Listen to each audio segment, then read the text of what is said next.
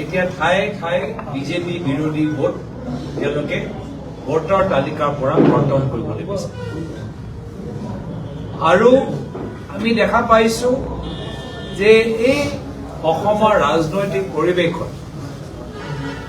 পূৰ্বত যিসকল বিজেপি দলৰ পৰা মূল খলনায়ক এই খলনায়ক আজিও একে হৈ আছে যোৱাবাৰ যেতিয়া অসমৰ ভিতৰত সমষ্টি পুনৰ নিৰ্ধাৰণ হ'ল সমষ্টি পুনৰ নিৰ্ধাৰণ এই সময়তো বহুতৰ অভিযোগ যে গোটেই সমষ্টি পুনৰ নিৰ্ধাৰণৰ দায়িত্ব হিমন্ত বিশ্ব শৰ্মা ডাঙৰীয়াই অশোক সিংহল ডাঙৰীয়াৰ ওপৰত জাপি দিছে আৰু আজিও উজনি অসমৰ থলুৱা খিলঞ্জীয়া মানুহৰ বিবেক বোধ নাইকিয়া কৰিবলৈ হিমন্ত বিশ্ব শৰ্মা ডাঙৰীয়াই আকৌ অশোক সিংহল ডাঙৰীয়াৰ ওপৰত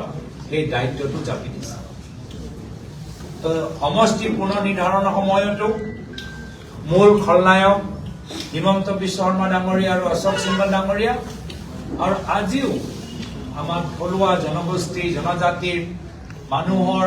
ভোটৰ মূল্য নাইকিয়া কৰিবলৈ ভোটৰ অধিকাৰ নাইকিয়া কৰিবলৈ মূল খলনায়ক এইকেইজন হিমন্ত বিশ্ব শৰ্মা ডাঙৰীয়া আৰু অশোক সিংহল ডাঙৰীয়া আৰু সেইকাৰণে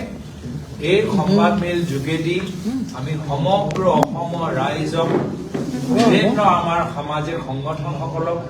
বিভিন্ন আমাৰ বুদ্ধিজীৱীসকলক যুৱকসকলক সকলোকে আহ্বান জনাইছো যে আগন্তুক দিনত নিজৰ ভোটৰ অধিকাৰ ৰক্ষা কৰিব লাগিব তাৰ পৰা ৰক্ষা কৰিব লাগিব হিমন্ত বিশ্ব শৰ্মা ডাঙৰীয়া আৰু অশোক সিংহল ডাঙৰীয়াৰ পৰা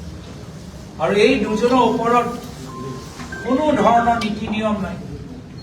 সোণাপুৰৰ কাষত অশোক সিংহল ডাঙৰীয়াই কিমান মাটি লৈছে ইয়ালৈ সকলোৱে অৱগত গুৱাহাটীৰ ভিতৰত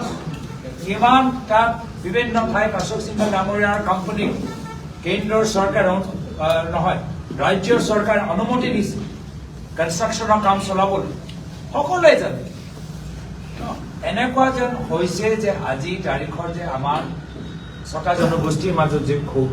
জনজাতিসকলৰ মাজত যে ক্ষোভ সকলোৱে যে বুজি পাইছে জনজাতিকৰণ নহয় বা তেওঁলোকৰ জনজাতিৰ মাটিবোৰ আদানী আম্বানীক বিক্ৰী কৰা গৈছে সেইকাৰণে আগন্তুক দিনত